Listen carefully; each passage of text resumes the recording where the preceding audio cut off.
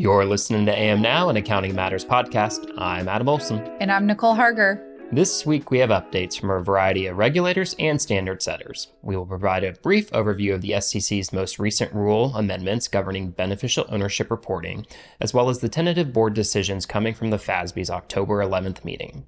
We will then pivot to the sustainability front, where we will highlight findings from the TCFD's 2023 status report.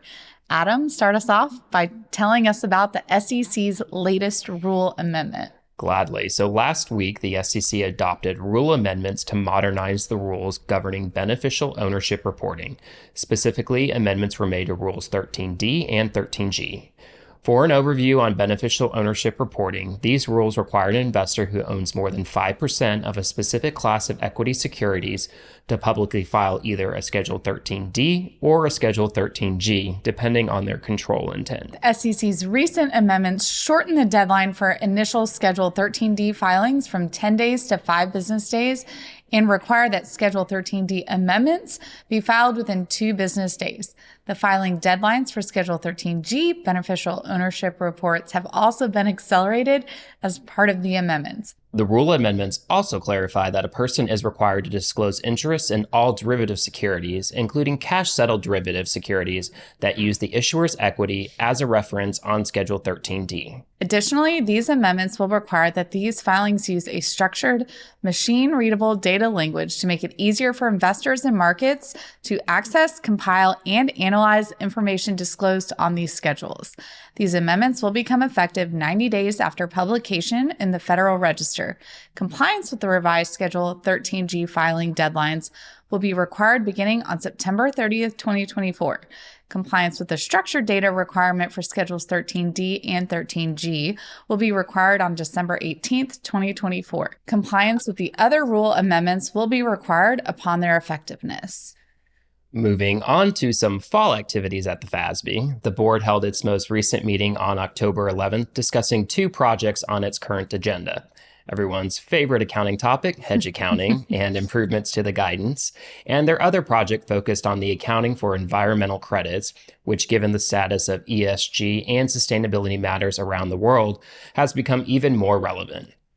As a result of these discussions, several tentative decisions were made on each project. Yep, so starting with hedge accounting improvements, the FASB addressed several issues, starting with the issue of dual hedging relationships.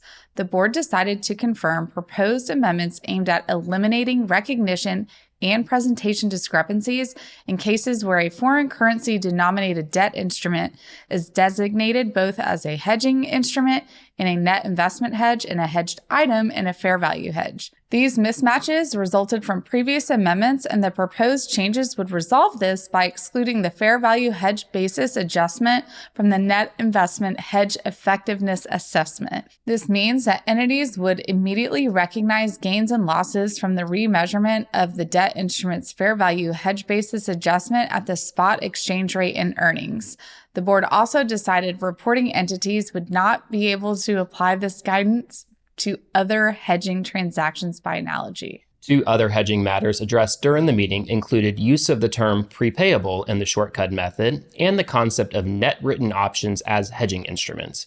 For the term prepayable, the board decided not to affirm the proposed amendments to replace the term prepayable with early settlement feature for purposes of applying the shortcut method guidance. For net written options, the board decided to amend the guidance for applying the written option test when the designated hedging instrument in a cash flow hedge is a compound derivative made up of a written option and a non-option derivative. The amendment would permit entities to assume that certain terms of the hedged forecasted transaction match those of the hedging instrument for purposes of applying that test. Up next for this project is further board discussions and deliberations on the remaining hedge accounting improvement issues identified in the overall project scope. At the same meeting, the board also made many key decisions around its environmental credit project. For some background on this project, the accounting for environmental credits has been a multifaceted issue that has been a concern for standard setters for many years. While emissions trading arrangements are not a novel concept, they have taken on a prominent role in the strategies of companies striving for net zero emissions and other environmental commitments. Initially, these credits were designed to assist companies with complying with emission regulations, but have now evolved to become drivers of growth and innovation, motivating businesses to adopt renewable technologies. As a result of these expanding, largely self-imposed strategic commitments, the associated accounting challenges have risen as an area of priority. Despite numerous attempts at standard-setting projects, there are presently no specific accounting requirements within U.S. GAAP pertaining to carbon offsets, allowances, or credits. This has left many companies navigating a diverse landscape and interpreting and applying existing accounting principles to these arrangements. Fast forward to this meeting, where several decisions over the scope and measurement and recognition of credits were tentatively decided. The FASB further refined the applicability of the project scope to include environmental credits that meet certain criteria.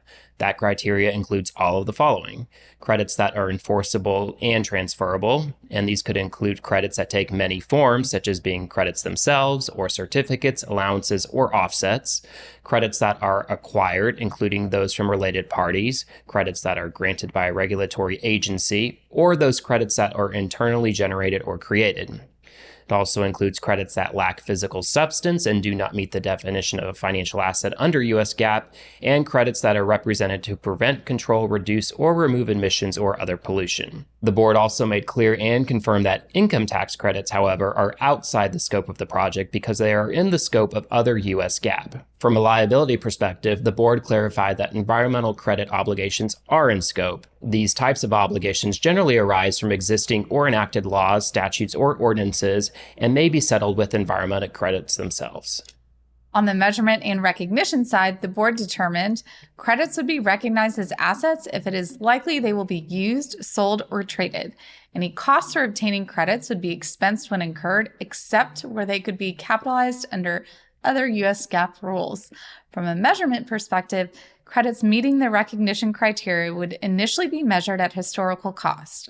Costs for granted or created credits would be limited to their transaction costs, such as application fees, and in some cases could be measured at zero if no transaction costs were incurred. For a subsequent measure, the board decided the accounting would depend on how the entity intended to use the credit. So, for example, compliance credits used to settle an obligation would not be subsequently remeasured.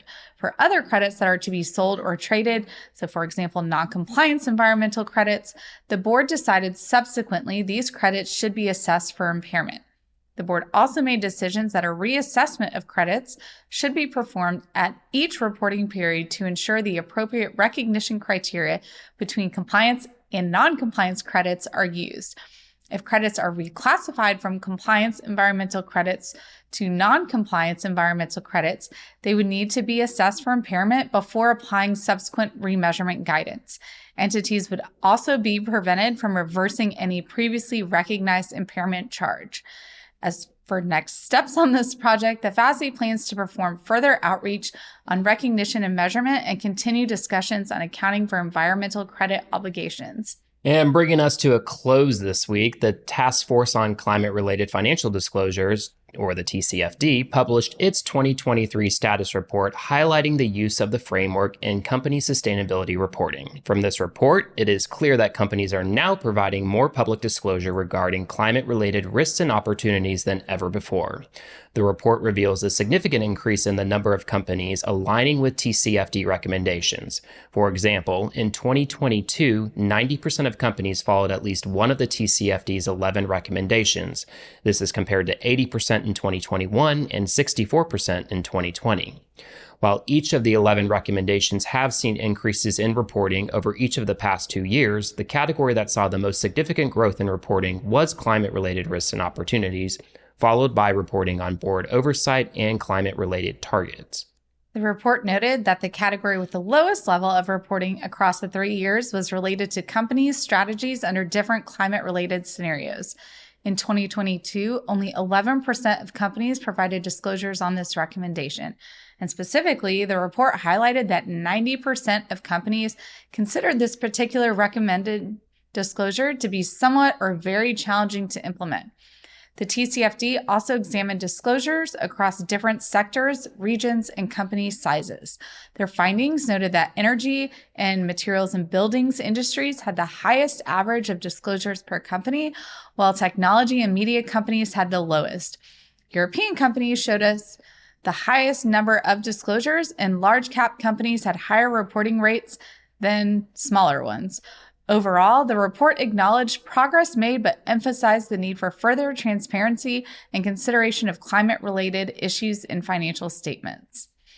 And that rounds us out for this week. For a deeper dive into what's trending in accounting and finance, check out our other podcasts on the Accounting Matters feed on your preferred listening platform. Again, I'm Adam Olsen. And I'm Nicole Harger. Thanks for listening to AM Now. We'll see you next week.